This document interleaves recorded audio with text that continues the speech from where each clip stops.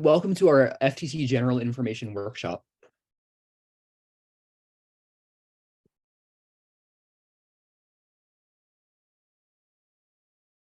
So who are we? So we are a ninth year team from Loveland, Ohio. So we actually have 12 members. And so 2 years ago at the Kentucky State Frenzy competition, we were the Inspire Award winner.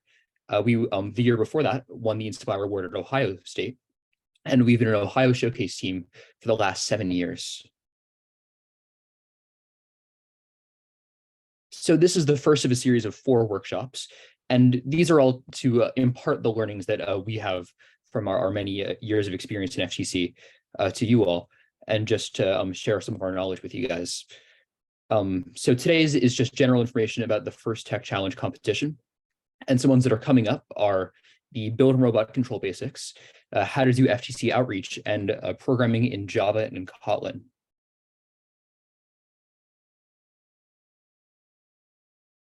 So what are we covering today? So we're going to talk about team organization and identity, in-person competition structure, the engineering portfolio, the engineering notebook, and do you need it, and an overview of all of the awards.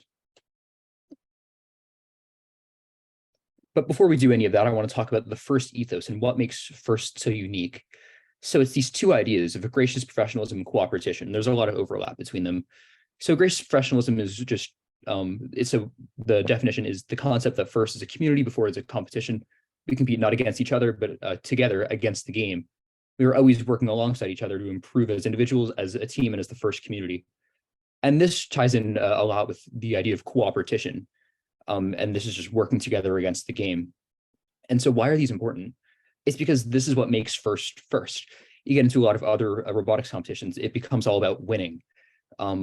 And just winning. But in FIRST, it's about learning. It's about a community. And yes, winning is important, but it's not the only thing. It's one of many things that you're trying to focus on.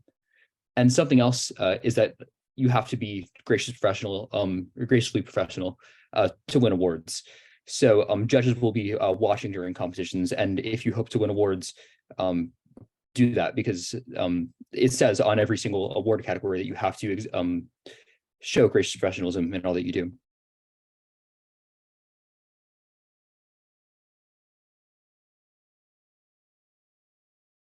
So we'll be talking about team organization and identity here.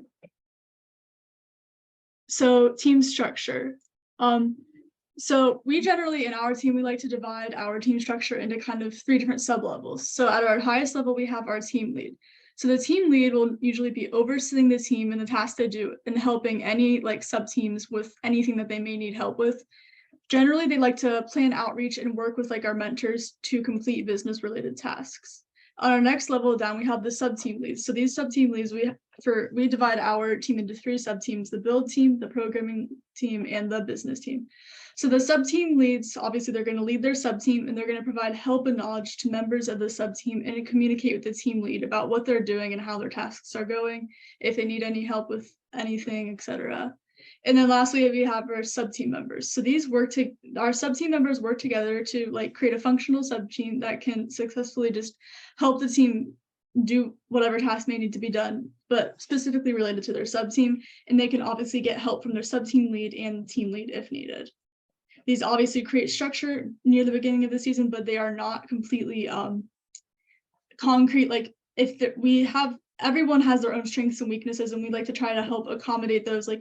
There's overlap between everything we do, and it's not a completely concrete thing. You don't have to stay completely within the constraints of your sub-team. So to help our team get our tasks done on time, everything like that, we like to use Scrum, which is a project-based management tool. So how this works is at the start of every meeting, we have a 15-minute stand-up meeting where we all stand up, and we use something like Trello or Notion to do basically a check-in of where we are just in our season. So how this will work, we'll see pictures on the next slide, but there will be 3 columns on this project management tool. So usually we like to have ours as not started, in progress, and finished. So yeah, you can see right there on the right is Notion is what we use. So we have not started, that's from a little earlier, but usually we'll have not started, in progress, and finished. So we can create cards, assign these cards to certain people, assign due dates to them, and then we can just use this to essentially do a check-in at the start of every meeting to see where we are and what needs to be done. And the team lead can offer help and advice. Sub-team leads can offer help and advice. Mentors can just check in with everyone. It's just a very good thing to see where we are. So a few differences between the different programs. So Trello is very good for beginners. Obviously, biggest pro, it's free. It's also extremely simple, user-friendly. It's also very customizable, but also a con is that it has minimal uses. So obviously there are going to be some pitfalls with it being free. And our team has used this in the past and it's been very awesome, but currently we're using Notion as we've gotten a sponsorship from them. Notion is good for a more advanced team and it has a much more wide range of abilities and it's also very adaptable and customizable. Some other cons is that it's complicated, but also the free account has limited storage. So there is a bit of a learning curve, but I would say it's worth it. Next, I'm going to be talking about team branding. It's very important to create a recognizable brand for your team. This includes everything from font, color, logo, and the logo that you use for your team. It's important to keep this consistent across all of your platforms, across your robot, social media, if you have team shirts like we do. And just remember, when designing a team brand, to A, keep it consistent, and B, that it can be built over time. It can change a little bit, but try to keep consistency through everything that you do. Which leads a little bit into the next slide. Team spirit.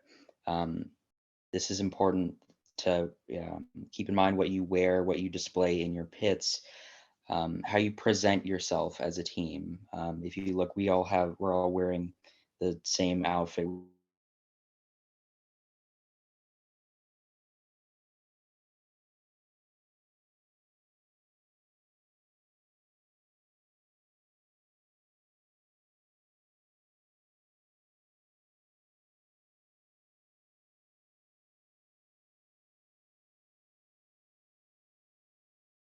We have dirt and the jeans. I think Charlie first, so I'll pick up where Charlie left off. recognizable We're and all to wearing the same stand out outfit. with your brand and your team spirit. Charlie's back.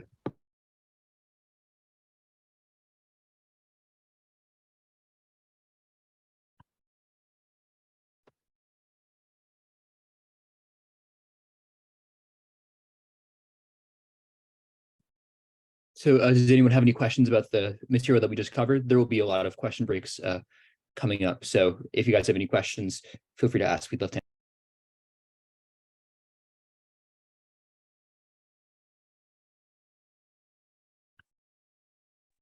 So I have one question. Do you allow the sub-team members to switch between the team, sub-team at any point in time? So what we generally do is we usually, when we're accepting someone onto the team, they choose build programming business. But in the past, Charlie is, I think, the best example of this. So Charlie started on business and then moved to build and then moved back to business. So we do have some flexibility with that. And we like to say that everyone's on the business team. There is a lot of overlap between the things that everyone does. Programmers will be helping the builders build the robot. And sometimes the programmers will be, or the builders will be working on the notebook. So there's a lot of overlap, but as far as changing between sub-teams goes, yeah, that definitely happened on our team. Thank you. I will add to that as a mentor of the team that it depends a little bit on your team size too. We have a pretty large team. So I know smaller teams will have a lot more overlap between their functions and not necessarily have such defined roles on their teams too. Got it. If you guys have questions as we go along, you can always put them in the chat as well, and we'll try to answer them at question breaks.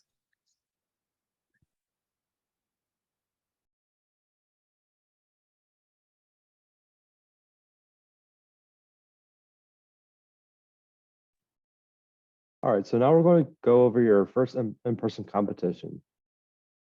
So there are a few different types of competitions that you can go into, and one of them is a league meet. So all these is based off our experience. So the league meets are kind of a mixture between a scrimmage and a qualification match, where there is the tournament. However, there may not be awards in the actual elimination bracket either.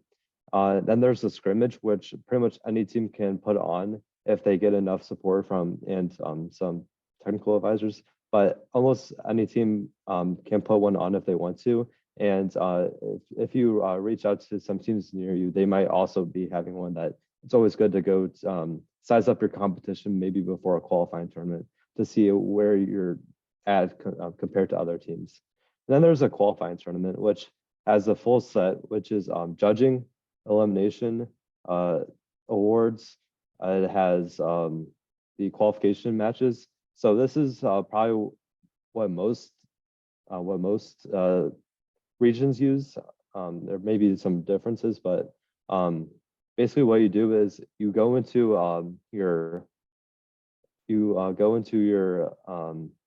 your venue, and we'll go over the what happens at a qualifying tournament. But there is judging and elimination rounds and that such later on. And then there's a state/regional tournament. There may be more regional tournaments depending on how big the state or region you're in, such as Texas has a few different rounds of regional tournaments and then the overall bigger one.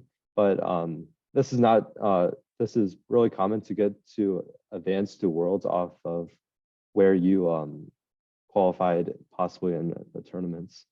And finally, there's Worlds. This is around where 2% of teams, of the best teams, the best make it eventually through the state/regional tournaments that can be hosted. And then we have preparing for a competition. So this can and should be a really lengthy process. This should not be a day before thing. So about a couple months of front of time, you want to come up with a judging presentation and script during your designated judging time, where judges will ask you questions and you have to give your presentation. You want to be looking over documentation of what you want to show off to the judges every throughout the year, from the beginning to the end. And you want to be planning your pit. It's really important that you want to plan your pit of how your robot's going to perform in this competition. If you have a mediocre pit, there's probably a really good chance that your awards and robot performance may be mediocre. And you also want to create a packing list of what you should and shouldn't bring to a competition. You don't need to bring everything, but it is important to bring a few of the different things, such as tools, different parts, maybe some spare mechanisms. So you, in case if your robot breaks during a match, you can easily replace it, and you have that option too. In the short term, you should be practicing your judging presentation by going over, try to memorize it as much as possible. So whenever you're into the judging room, you can be fully engaged with the judges. You want to also print out your portfolios and documents that you worked really hard to create. Usually about 2 to 5 of these you should have ready to present to the judges. I would aim over to more to the 5 times, because sometimes the judges can keep your portfolios after the judging. And you want to be printing out your pit displays. Our team uses 3 pit boards, one for programming, business, and build, to show our robot. And you want to pack as much as possible. And finally, the most important thing probably on this list is having driving practice. Mediocre robots can do so well if so much time is spent driving the robots, and vice versa with really good robots being mediocre if there is no time to practice.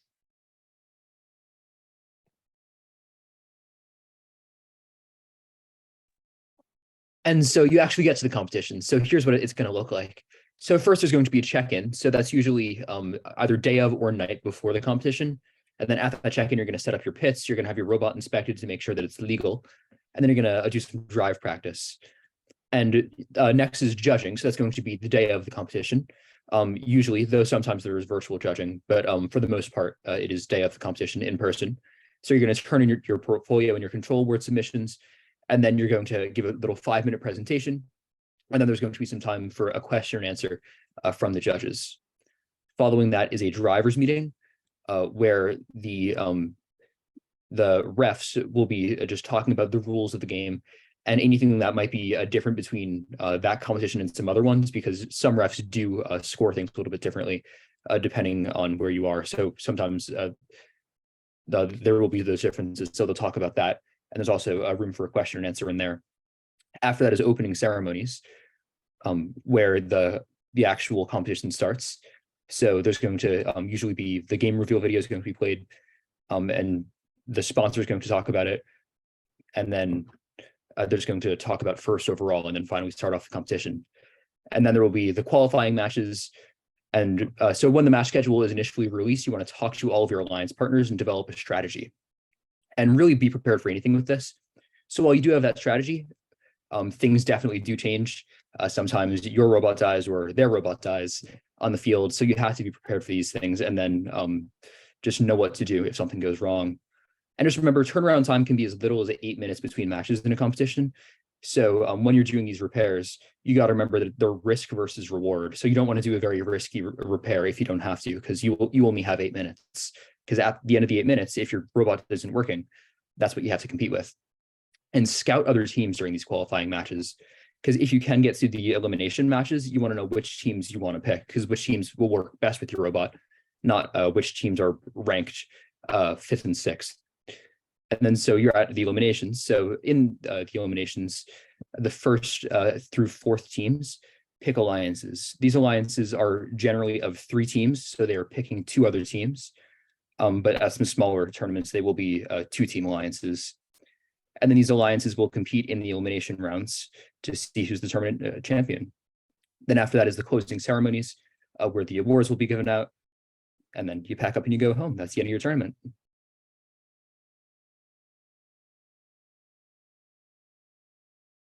And so like we talked about before, gracious professionalism is very important in competitions, just because that is how you get your awards. But it's also what makes first unique. So if a team needs a part because maybe their power switch broke, lend them a part if you have it. If a team needs help, always offer some help, because it's just the right thing to do. You'd want the help. So it's good for you to offer it as well. And yeah, so judges do look at your behavior during tournaments. So make sure that you're being graciously professional.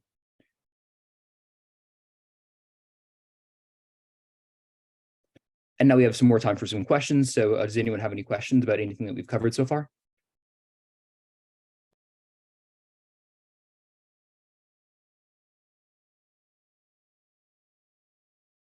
So I see one. Do you bring multiple batteries to a tournament? If so, how many do you recommend? Definitely bring multiple batteries. So for each match, you want to have a fresh battery, because you do not want to have your robot die. We've had our alliance's robot die, and it's very inconvenient because you can score like half the points because there's one less robot on the field to help you. So yes, bring spare batteries. Justin, how many spare ones would you recommend? I'd say it kind of depends on how fast you can charge the different batteries. We have a battery charger that charges 4 at a time. I'd say we roughly bring around 6 batteries. So I'd say that's a good number. But if you have a battery charger that charges 1 at a time, you might want to bring more.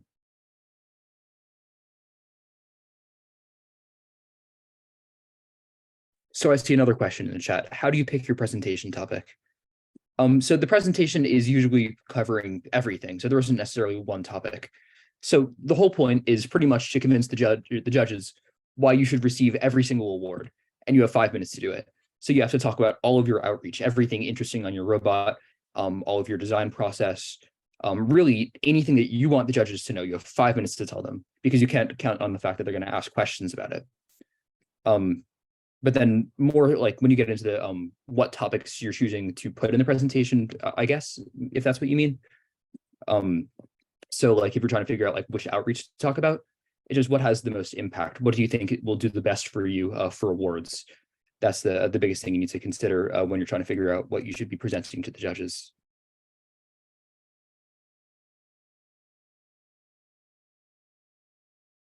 Do we have any other questions?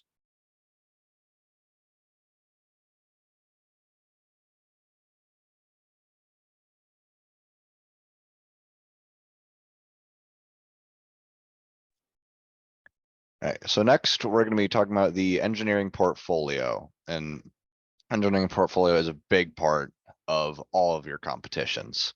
So what is an engineering portfolio and why is it so important? So the engineering portfolio is basically a super condensed version of everything your team has done throughout the season.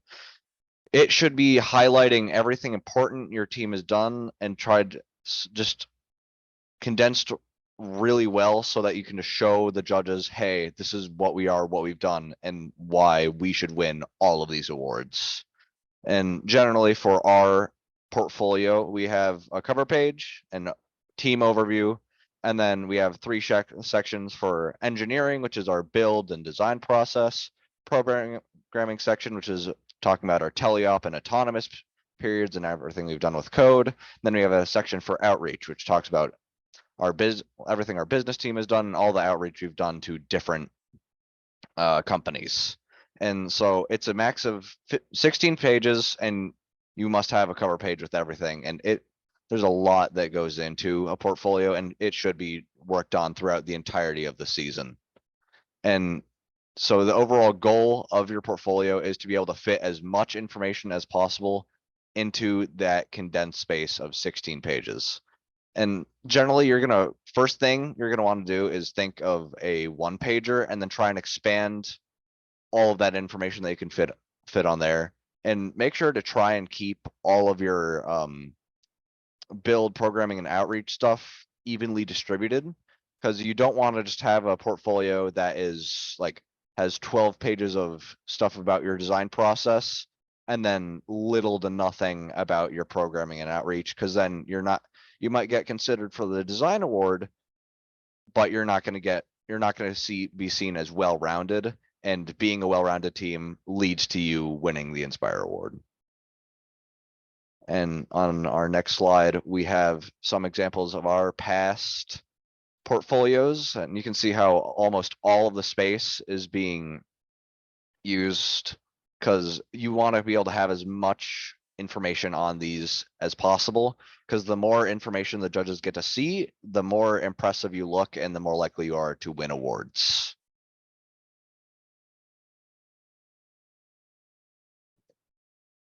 All right, so next we're going to go over the engineering notebook. So we're going to be covering what is an engineering notebook and do you really need one? All right, so overall, an engineering notebook is a space to record all the time spent doing different steps of the design process during your season, plus how are you planning to improve your robot and your team as a together. It should visualize what your team was doing day one all the way to the final stage of where you at the competition. And you can show judges, but this notebook, however, is not required to, and this would be more in the pit areas. This should be a much bigger expansion of what you want to show in the portfolio, in case if there's something that you just didn't get to explain in your portfolio that's may not be as important as the other information, but you still wanted to let the judges know about it when they come around. And this should show any and all achievements that your robot and team have done along the way to really get that all the aspects of awards in there. And it really should help put together the portfolio in the future through pictures and ways to you problem solve the robot. So there's a few different sections. There's a general engineering program and outreach section. Usually one of the biggest sections is probably going to be the engineering section, because there's so much stuff that you can and should be putting into the engineering section, such as your daily entries of what you're doing every day to keep improving how your robot should be improving over time. It should be showing different ways you problem solve throughout your season. And it should also be showing just really good pictures of how your robot started from day one and is now currently. There's also the programming section, which is a great place to put pictures of your code in for whenever the judges come around. This is a great time to touch on that connect award, the control award, and great spot to show how innovative your code may or may be. Your outreach, this is a great spot to put how many hours you spent this current year with outreaching.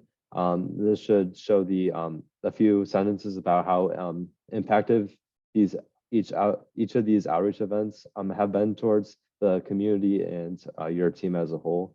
And there's also the general section where it talks about how your team members individually and as a whole want to improve themselves throughout the year.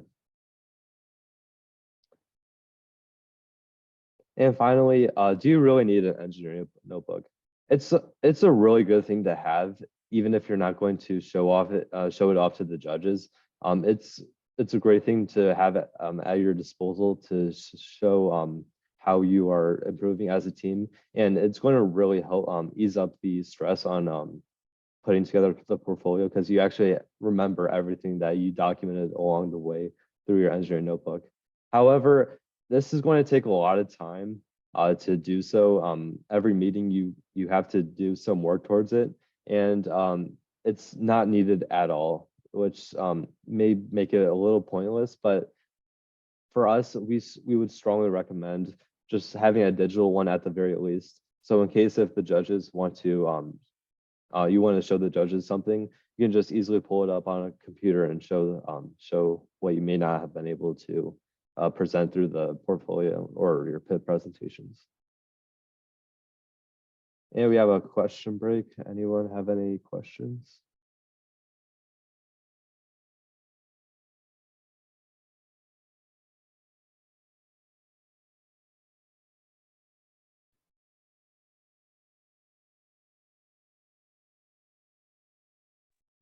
So I see a question about outreach from Kelly.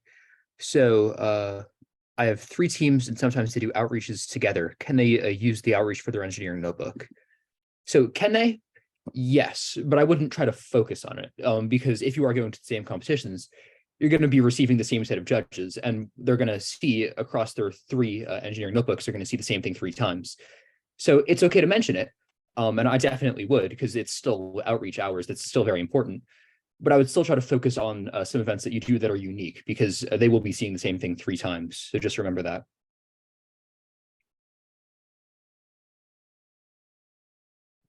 And we have another question. Would you recommend the engineering notebook for teams who are competing in the second year?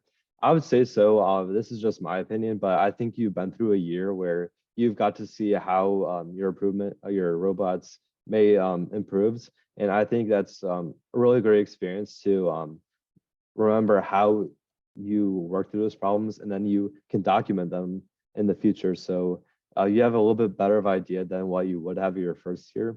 And you can generally just document what problems you solved along the way. And then you would avoid having to resolve some of these problems in the future. So to answer your question, I would, but it's totally up to your team.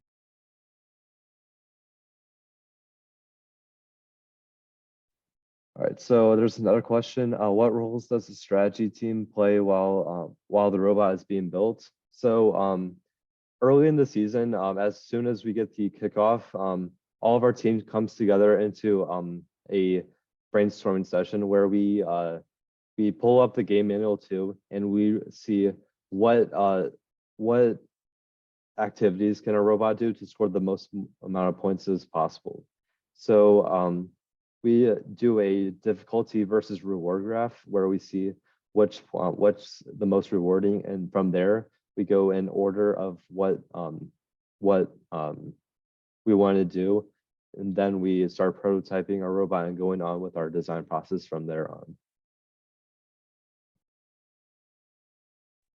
But just to talk a little bit more about strategy specifically, it's very important. So you go back into Freight Frenzy. So you're probably not, or most of you, since you this is mostly rookie teams, aren't super familiar with it. But there were 2 main robot designs with that. There was one where it was like a skinnier robot that would move along the wall, and there was one that would go over, there was a little barrier. And so right from the beginning, you picked which robot you did, and that was your strategy for the season. And if you were a robot that would go over the barrier, you'd want to partner with a robot that was able to go next to the barrier. And so strategy was a very big part of that. but it isn't always that way. But it depends on the season. But I'd say have a general idea of your strategy when you're trying to figure out what you're doing with your robot. And then how many outreaches would you advise each team conduct before the competition? I'd say it really depends on the on what the outreaches are. So if you're doing something like super impactful, then maybe you don't need a ton. But if you're doing a lot of smaller things, then you'll need a lot. So it's hard to give a very specific number because it depends on where you're competing and what you're doing specifically with that. Hey, this is Mr. Rasmussen, John Rasmussen, a mentor for the team. I wanted to add a couple of additional comments. Justin did a great job of talking about the notebook, but from a mentor perspective. And so what I wanted to at least let y'all know, or looking at it, is that from a mentoring and watching these kids grow and develop, being able to jot down and write and keep notes of everything that they do really helps them, go back to something that happened on like last Thursday or something of that nature, and remember what occurred. So it's not necessarily not everything in the program is always about the judging, which is important, don't get me wrong, but sometimes having that record of what's going on will help you solve problems faster without repeating things, and the kids get a lot of benefit from that. And then it also gets them used to writing and writing down their ideas, writing down their documentation, writing down, their test results and things like that, which comes in real handy as you start putting in the portfolio together and preparing your judging presentations as well. And then, does your outreach ever span multiple years? So our team has a couple of different programs, a couple of different things that we do for outreach that have actually become like sort of annual events for our team. For example, we hold workshops for Brownies and Junior Girl Scouts. That's an event we actually recently held. So these are events that we like to hold every year, and we try to improve upon these things each year, sort of build off of where they've gone, which can be quite the useful tool, because from that we've sort of built a pipeline. So we have people who go from those workshops and sort of become team members, so that those can be quite useful. But Charlie, you only talk about this year's outreach in a judging session. That can be quite important, because when you go to talk in judging sessions, they only want to hear about stuff this year. So make sure if you go to bring up something that something that has become an annual event, make sure that you say, this is something we've done in the past. However, we did do it again this year. That has become a thing. And we have another question. Any tips on how to manage your documentation during the season? So in the past, we have mainly used Google Slides for this. However, we are looking to maybe change softwares. However, Google Slides has worked really well for us. We have done almost everything on there, from portfolio to engineering notebook. And that's a great tool to use. You can also use the Microsoft version too. I'm blanking on that name. But that's a great place. Even maybe splitting it up into a couple of different notebooks sections, different slides, to make sure that it may be a little easier to find at that point too. Hey, Justin, I think he was looking for like session, like how you take notes like at each meeting, like if one person's doing it during it, or can you talk a little bit about that? So we mainly use daily entries in the past, where each person may write down what they did for the day, and then go from there of like what I accomplished, what I will do, and what I am working on currently. And then we also have a different ways to like organize how we are documenting what we come up with in brainstorming. But mostly we just take pictures of stuff, and then we put it into our group, our Discord, and then we from there in the future we might type it up onto a different software, such as docs or words. And then from there, we can easily find out if something's not working for us, we can go back to the drawing, what we came up with, and then go from there in the future.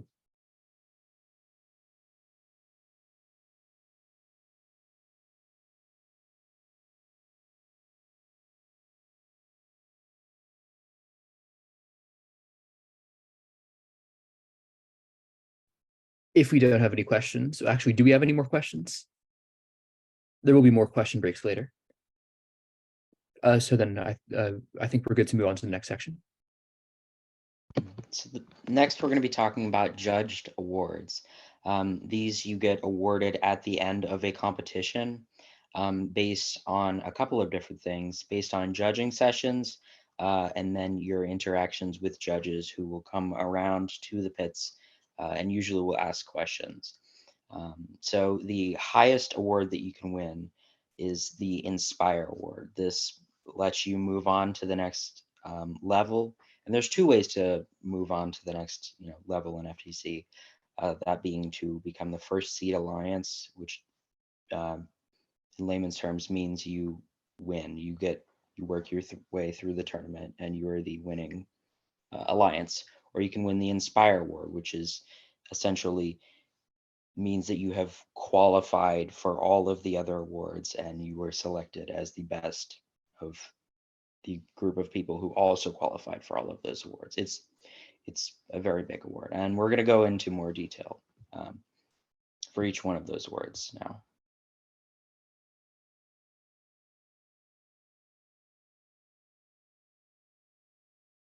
So the design award. So the design award is overall, it's essentially an award for the look and the feel of the robot and how different design concepts work well together, both practically and visually. So you may also sometimes hear this referred to as the Does It Look Good award, but this isn't necessarily an accurate descriptor. So some small things that we did to fit this award. We custom 3D print and custom cut a lot of parts. So these create clean design and allow for high customization and modular design. But also, as Charlie mentioned earlier, we talked about team branding and specifically the different colors of your team. If you 3D print parts or make parts out of plastics, you also have the opportunity, if you get like sponsorships or something, you could create these out of your team colors. So that's like team spirit that can also play into like the Motivate award and stuff. It's just an extra little bonus the judges like to see. We also like to use a consistent design process, which creates similarity and ensures clean design between mechanisms, leading to an overall more put together and aesthetically pleasing look. We also like to take inspiration from industrial design, which is often optimized for look and efficiency and can lead to better overall design standards and quality. And something that we can do to do this is meet with our sponsors. So if you guys get sponsors from like industrial design places, you can often tour their facilities or hold design reviews to maximize your impact. And this is really awesome because meeting with professionals and meeting with people who have been in this field for a while and getting feedback on your robot can often be extremely valuable and help you create the most maximized version of your robot. We also like to stay away from short-term fixes. So often, like we talked about risk versus reward, and in the short term, these fixes may work, but in the long run, you're likely gonna, if you just do this short-term fix, you're often just gonna have to take apart your robot over and over again to make this small fix. And this will often just lead to having, like, you have to take the robot apart a lot of times, but it can often just affect the way it functions, the way it looks, and it's never really a good thing. So you generally want to stray away from that. Some more in-depth things we did to fit this award. We created a design section in our engineering notebook to detail our design process and include test data showing consistency. So obviously having this design process section helps keep a consistent design process and factors into what was above mentioned. Like I said, just consistent design process will overall create that clean, consistent look.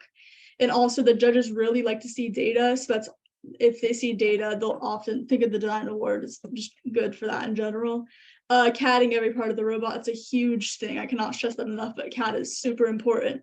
It ensures that every part of your mechanism is able to be completely planned out, including looks, so that you can spend less time building and more time focused on the design of the robot, its function, its looks, etc. And it just saves time in the future. And lastly, parallel prototyping in order to find the best combination of mechanisms that'll obviously work together physically and fit size restrictions. If you're going to have a good robot, you obviously don't want to be disqualified. So obviously make sure it fits in with this size restrictions. And parallel prototyping is essentially prototyping two classes of mechanisms, such as, let's just for an example, an intake. So if you use like a spinning intake with like two compliant wheels in a claw, you would test both of these, prototype both of these, and compare their data and also just observations that you make to determine which mechanism will be the best fit for your robot. Next is the Motivate Award.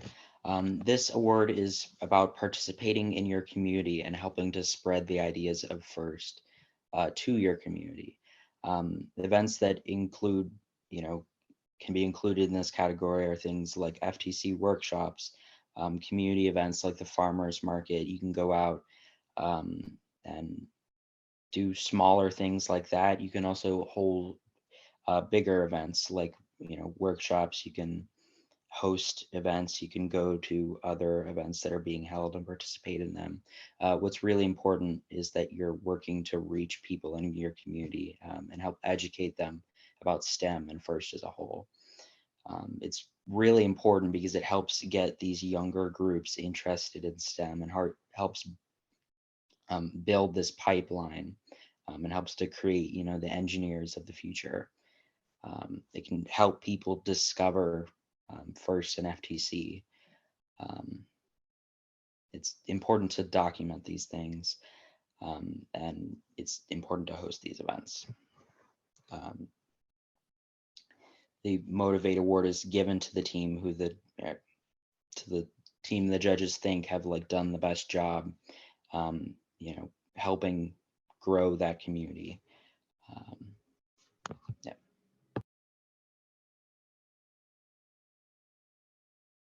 Next is the Control Award. The Control Award is basically just like programming award. Overall, it's for the innovative aspects of your code and how your code works with your drive team to maximize your points.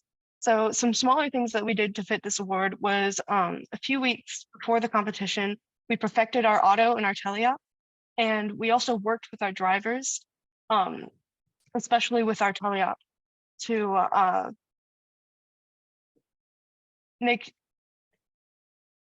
have them not to put in as many button inputs.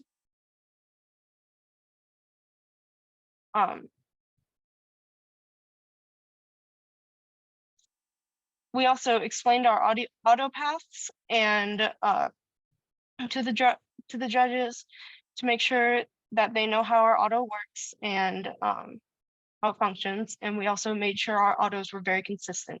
Consistency is very important to the judges because it shows that your code is written well and you didn't leave anything out or anything.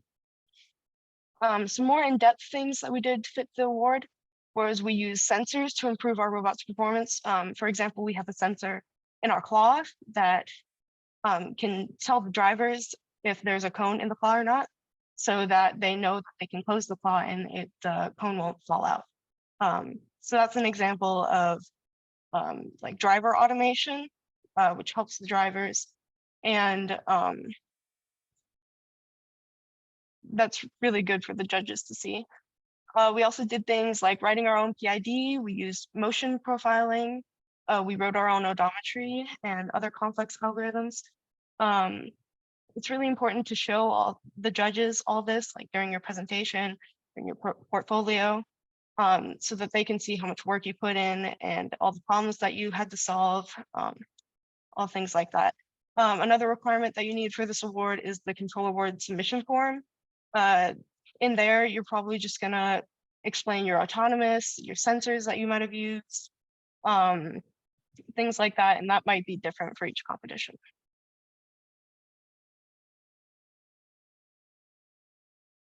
Okay, next award is the Innovate Award, and it is overall just how original and innovative are your mechanisms. So you could have one really out of the box mechanism, or you could have multiple, and it doesn't, but they don't always have to work all the time for you to be able to win Innovate. So some smaller things we do to get this award is we do a lot of 3D printing and custom manufacturing and cutting. And this always looks good to judges as just having these 3D printed parts that use our team colors and having all these custom parts that work like very innovatively with everything else on a robot. It really allows us to create an innovative design. And some big things we do are we do a lot of diverse and detailed brainstorming, especially near the beginning of the season. Once the game is released, we'll all sit down as a team and talk about the goals and the points and see, and we all just throw ideas at the wall and see what mechanism could work and what could really be innovative in the design that could be used this season. And we take a lot of extra time, just try out these innovative ideas. We do a lot of parallel prototyping, trying everything we can to see what might work the best during the season. And generally that has helped us out a lot in the past. And consistency is key with our mechanisms, with everything really, as if something doesn't work consistently, if you have a mechanism that works really well every once in a while, that might be good for one game, but the judges don't like it to see it when it works really well one time, but then continues breaking or something, it just doesn't work consistently, because that does not lend to the idea that your design is really innovative if it's not working well. But then again, it does not need to work 100% of the time, as sometimes there's always room for improvement.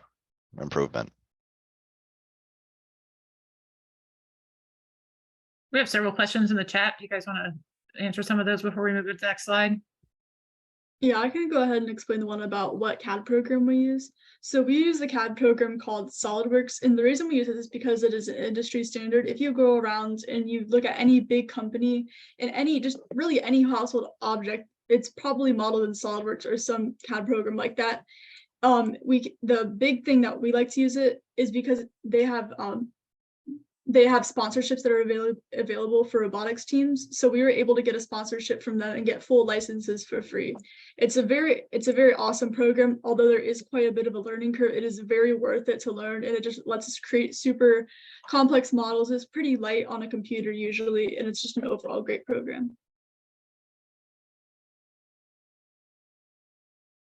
And I see another question. So how do we choose our drive team, and do we have a separate drive team? So the drive team is, it's not like one of our sub teams. It's not like build programming drive.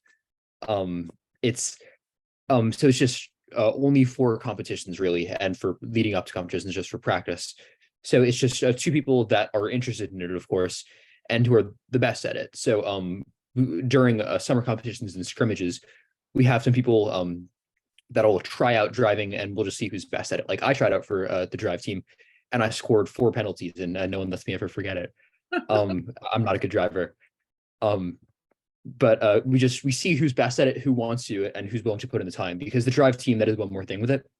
It is a significant time commitment, because what we'll do is we will have separate meetings just for drive, so they can just practice as much as possible. Like I know that there were weeks where people were working 6-hour days, well, 6 hours after school and stuff, of just driving, to make sure that we were consistent in what we were doing.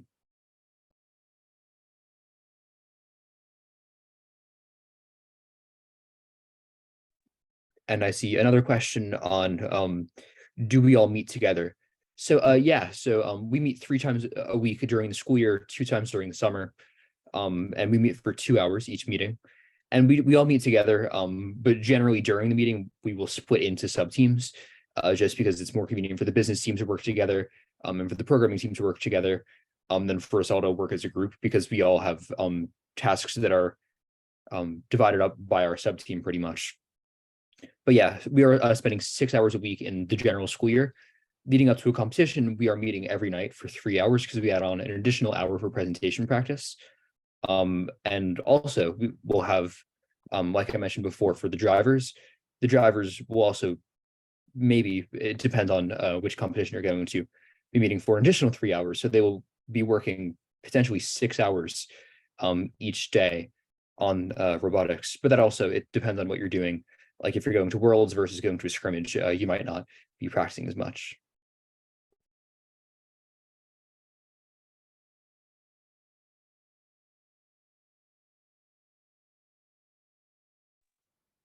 All right, so next is the Connect Award. The Connect Award is basically about outreach and connecting with professionals within and outside of the STEM field in order to spread first and learn about STEM in the real world. Some things that can fit into this category can be facility, factory, and business tours, listening to presentations from professionals, perhaps sponsorships, utilize company resources to improve robot. Some examples that we have are cutting carbon fiber parts and 3D printing metal pieces. The Connect Award is important because it teaches professionals about FIRST, which can lead to sponsorships and mentorships for your team. Sponsorships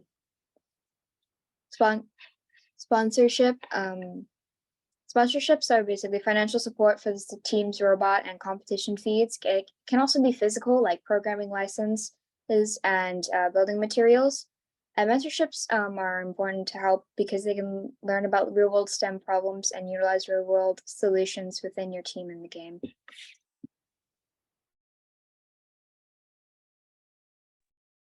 And the Think Award is an award that's very focused on the design process and your team's journey. So you want to have a lot of this information in your notebook, in your portfolio, and just stuff that is documenting your testing process, test data especially, and how you overcame problems and learned in doing that is all very important for this award. So things you want to include is a timeline of your robot development, some of the different iterations that you've had of your robot, and yeah, your testing data. So all of this is really crucial for your award because it's not just what you did, it's how you did it and the process of doing that, really. And why is it important? It's because complete documentation of your accomplishments can highlight what you did and how you work together to do it, rather than just the final product. It's really the journey of how you got there is something that's very important as well. And focusing on documentation can help you stay more organized. So back to what Justin was saying with the notebook, while a notebook isn't required, it's definitely great for this award because it allows you to just write all of this, all of the things that you've been doing down, and just develop a bunch of documentation showing your journey throughout all of this.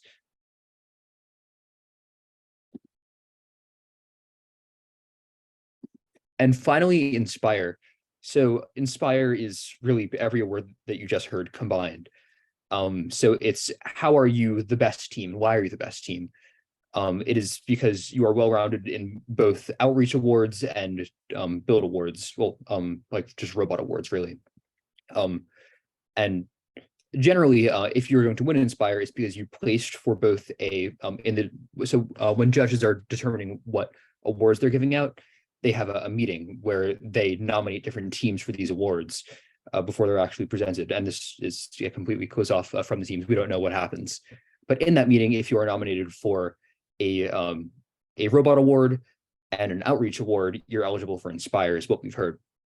And so this just shows that you really embody all of FIRST, not just one particular aspect of it. And you want to be focused on multiple areas of STEM, not just one. That's just a good way to get this award. So yeah, try to do everything and just always keep it in the back of your mind, and focus on everything and all that you're doing. So don't lean too much on one specific award in your notebook or your pip boards or in your answers to questions from judges. Try to spread it out among everything, because that is how you will win Inspire.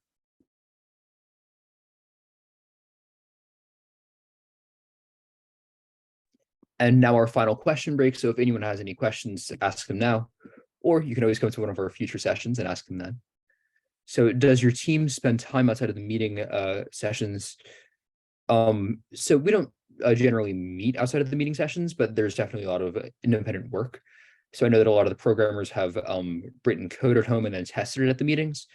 A lot of our builders have CAD'd at home and then actually assembled it at the meetings. So work at home is really vital to what we do as a team, because it is a lot of the setting up for what you're going to do in person. Because ideally your code is ready to test when you get to the meeting because you worked on it at home, or your robot is ready to build because you CAD'd it at home.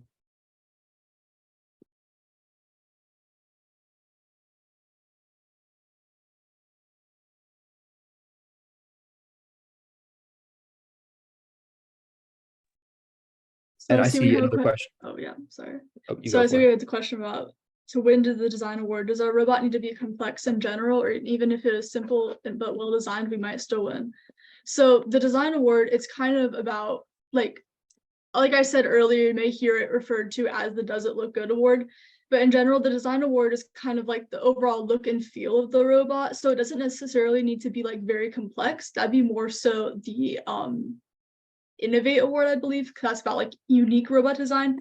But overall for the design award, it's just the overall like quality of the robot, the look and feel, like the aesthetic of it, but also just how it functions in general. So yeah, to answer your question, yes, it could be simple and well designed, and you could still win it.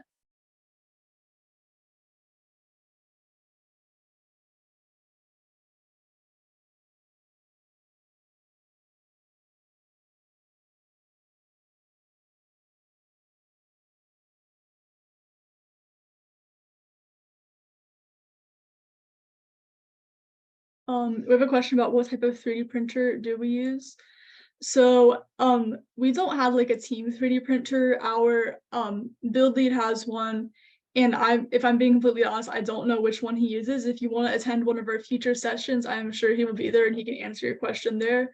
But sorry, I did not know the answer to that one. But something else that you can do is, even if you don't have a 3D printer, it's great to ask some of your sponsors or some of your connections in the STEM world about some of the stuff that their companies may have. Because if you can get a company to 3D print material for you, that's just an additional thing for the Connect Award. Because not only do you now have 3D printed material, which is great for design, but now you've connected with a company and worked with them through this design or as a part of your design process. Yeah, I and know in we use a addition, variety of, go ahead. And in addition, the FTC subreddit and the FTC Discord are really good resources if you're looking to purchase one. I'm not sure if that was your intention, but if you're looking to purchase one, the FTC subreddit and the FTC Discord are really great resources because a lot of those people have experience with different types of 3D printers and they'd be able to give you a good recommendation for your budget, usage, time, etc. Yeah, our team has had a variety of them that team members have had that we've used over the years, like Creality and Ender Pro. So most of them you can get a pretty good 3D printer for a couple $100 that is easily going to be able to print the stuff that you need to print for robot uses.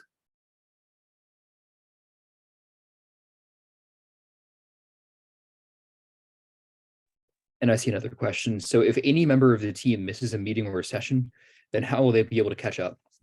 So the best way to do this is really to work with your sub-team lead, just to find out what you missed from them, but also through our stand-up meetings. So at the beginning of our meetings, we talked about it a little bit before, we have a quick meeting where we pull up Notion on a big screen and talk about everything that's currently going on, everything that we're working on, any problems that we may have with it, deadlines for it, and just our hopes with it. So that's a good way to catch up. But a lot of the things that we finished in the previous meeting aren't covered in that. So just working with your sub-team lead is a great way to do it.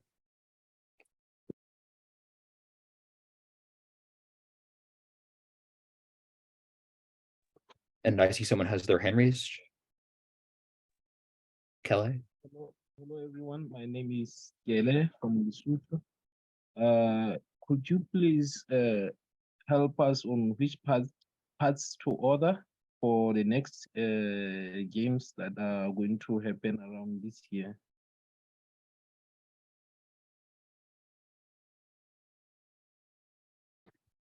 Are you asking like which robot parts, like robot kits to buy, or like game parts? Some additional parts that you can buy, like sliders on top of the standard robotic kits. Okay, so they're asking like what are some good standard robot parts that you guys would want to have on hand for when you're building your robot?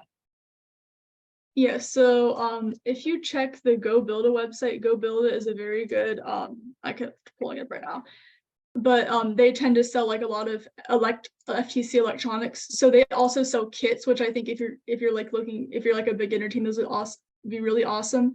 So I'm just looking it up right now. They sell an FTC starter kit, which is it includes a lot of just like It includes motors, wiring, servos, servo mounts, just a lot of general hardware parts and also metal parts so you can like build a robot. I would recommend that. Also just making sure you have the proper electronics like control hub, all that stuff. It's just the general Go Build a website is a very good place to look if you want to buy parts for your robot.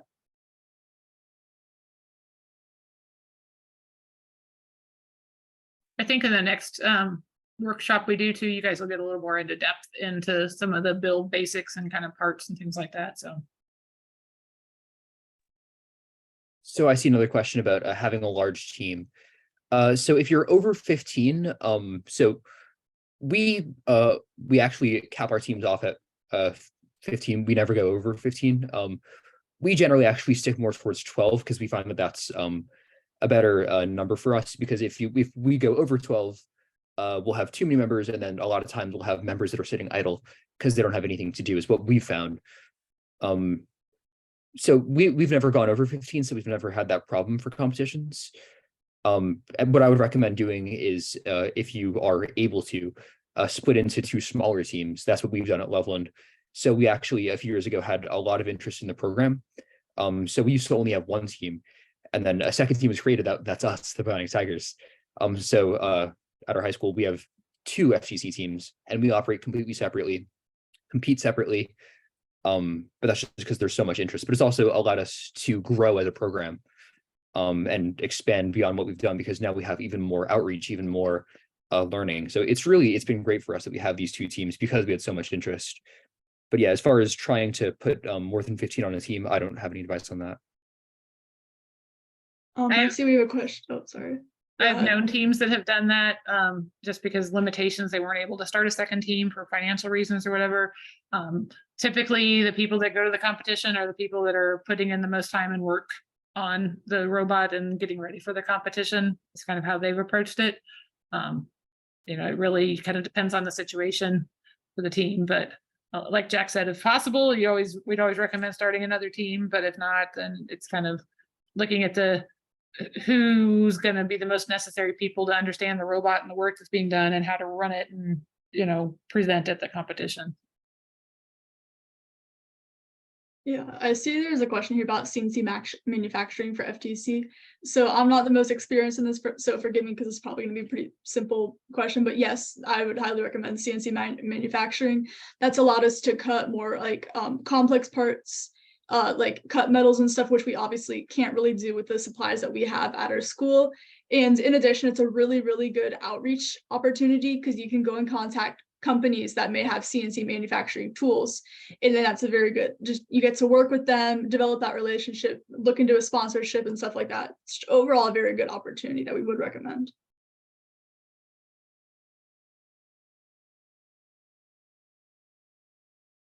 And I see another question about do we have a recording for this?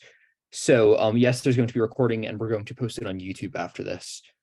So we'll put out a link from our Twitter after this, linking to YouTube so you guys have access to that. So make sure to, as this slide says, I'll cover this and then we'll go back to questions. So make sure to contact us. So if you have any questions about really anything at all around FTC, you can't find anything online on any of the forums or anything, shoot us an email. We'd love to answer your questions because that's why we run these workshops, because we want to help you guys. So if you have anything, robot building, programming and bugs, fundraising, feedback on the engineering notebook, or anything else relating to FTC, we'd love to help you. So make sure to follow us on Twitter and Instagram at Bionic Tigers FTC. And you can always email us at bionictigers10464@gmail.com. And we also have some upcoming workshops. So we have a build and robot control basics workshop on the 12th of July, how to do FTC outreach on the 19th of July, and FTC programming in Kotlin and Java on the 9th of August.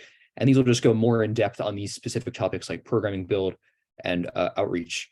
So if you have any questions on those topics, I highly recommend attending those